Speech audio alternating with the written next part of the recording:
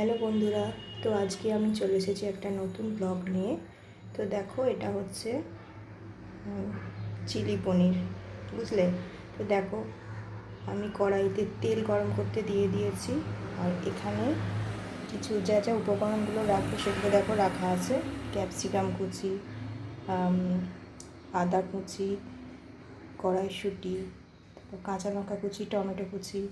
আর এখানে আমি সস দুটোকে এক করে নিয়েছি, টমেটো সস, সয়া সস। আর এখানে আছে হলুদ গুঁড়ো, লঙ্কা গুঁড়ো।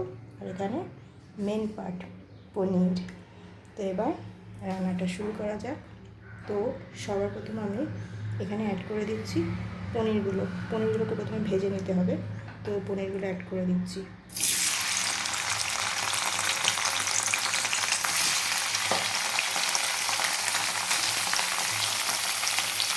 তো পনিরগুলোকে আমি একটু ভাজতে থাকি, একটু লাল লাল করে দিতে হবে। তো দেখো বন্ধুরা, পনিরগুলো লাল লাল করে ভেজে নেওয়া হয়ে গেছে। তো এবার এগুলোকে আমি সরিয়ে নিচ্ছি একটা আলাদা প্লেটে। তো দেখো বন্ধুরা, পনিরগুলোকে আমি একটা আলাদা ট্রেতে সরিয়ে নিয়েছি। এবার আমি কড়াইতে এগুলো অ্যাড করে দেবো, সবজিগুলো সব অ্যাড করে দিচ্ছি। প্রথমে টমেটো কুচি দিয়ে দিলাম,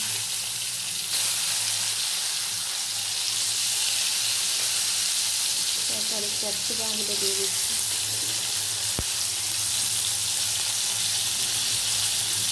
কাঁচা লঙ্কা কুচি দিয়ে দিলাম, কড়াইশুঁটিগুলো দিয়ে দিলাম,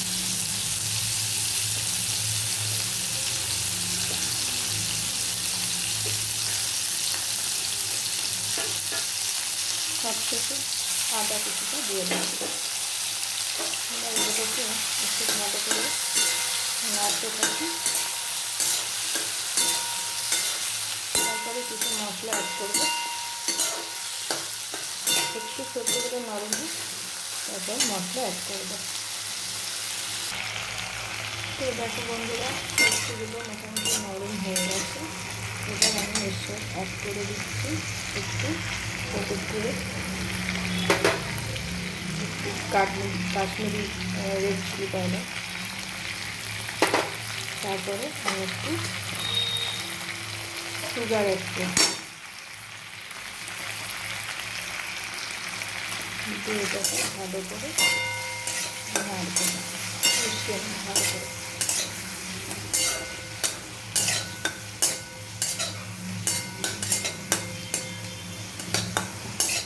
ভালো করে মিশিয়ে নেওয়ার পরে এতে আমি অ্যাড করে দিচ্ছি এই সসগুলো।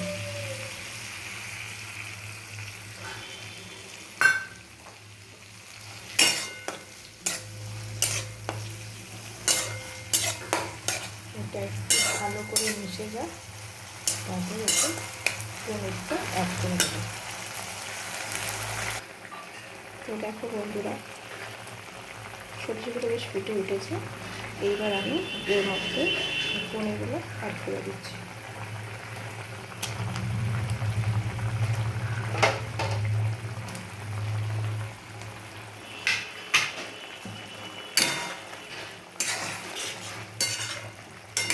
আর একটু ঠিক ব্যাপারটা চলে আসলে গ্যাসটা অফ করে দেবো।